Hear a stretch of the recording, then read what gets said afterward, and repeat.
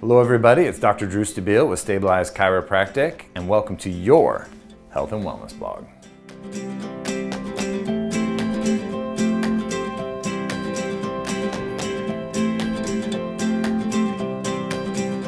So, similarly to how you might be a little sore after a deep tissue massage or a hard workout at the gym, some patients experience a little bit of soreness after their first chiropractic adjustment.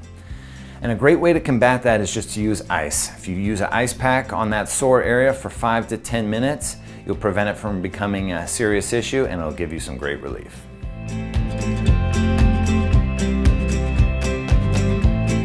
For more information, please check out our website at www.stabilizedchiropractic.com, or you can call us here at the office at 415-472-2232. Have a wonderful day.